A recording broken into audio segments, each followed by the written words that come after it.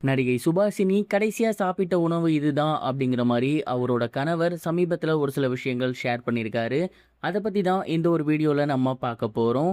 சமீபத்துல தூக்கிட்டு தற்கொலை பண்ணிக்கிட்டு நம்ம எல்லாருக்குமே மிகப்பெரிய ஒரு அதிர்ச்சியை ஏற்படுத்தியிருந்தவங்க தான் நடிகை சுபாஷினி.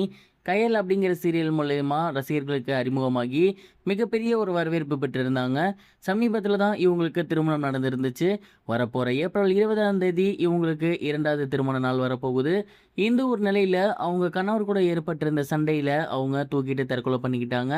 அண்ட் இந்த ஒரு செய்தி அப்படிங்கிறது உண்மையிலேயே எல்லோருக்கும் மிகப்பெரிய ஒரு அதிர்ச்சியை ஏற்படுத்தி இருந்துச்சு. அவங்களோட மறைவுக்கு பின் எல்லோருமே அவங்கள பத்தி நிறைய விஷயங்கள் சொல்லி வந்துட்டு இருக்காங்க.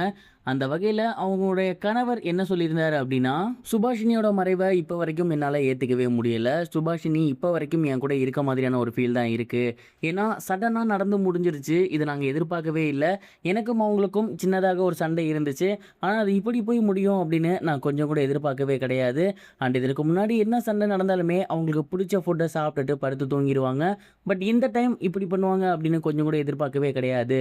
சுபாஷினி எந்த அளவுக்கு ஃபிட்னஸாக இருக்கணும்னு நினைக்கிறாங்களோ அதே அளவுக்கு நல்லா சாப்பிடணும்னு நினைப்பாங்க. அவங்க பேசிக்காக இலங்கை, பட் வளர்ந்தது பூராவே பெங்களூரு. அதனால கர்நாடகா ஃபுட்லாம் பார்த்தீங்கன்னா அவங்களுக்கு ரொம்ப ரொம்ப பிடிக்கும்.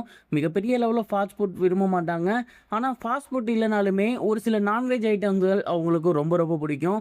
அண்ட் ஏதாவது நான் சண்டை போட்டேன்னா என்னை வாங்கி தர சொல்லி கூட அதை தான் சாப்பிடுவாங்க. அவங்களுக்குமே நான்வெஜ் அப்படிங்கிறது ரொம்ப பிடிக்கும். அண்ட் அந்த ஒரு சண்டையிலையுமே கண்டிப்பாக சாப்பிட்டு தூங்கிடுவாங்க அப்படிங்கிற மாதிரி தான் நானுமே நினச்சிருந்தேன். ஆனால் யாருமே எதிர்பார்க்காத விதத்தில் இப்படி ஒரு முடிவு எடுத்து நம்ம எல்லாரையுமே மிகப்பெரிய ஒரு துன்பத்தில் ஆழ்த்திட்டு போவாங்க அப்படின்னு கொஞ்சம் கூட நான் எதிர்பார்க்கவே இல்லை அப்படிங்கிற மாதிரி ரொம்பவே எமோஷ்னலாக ஷேர் பண்ணியிருந்தார்.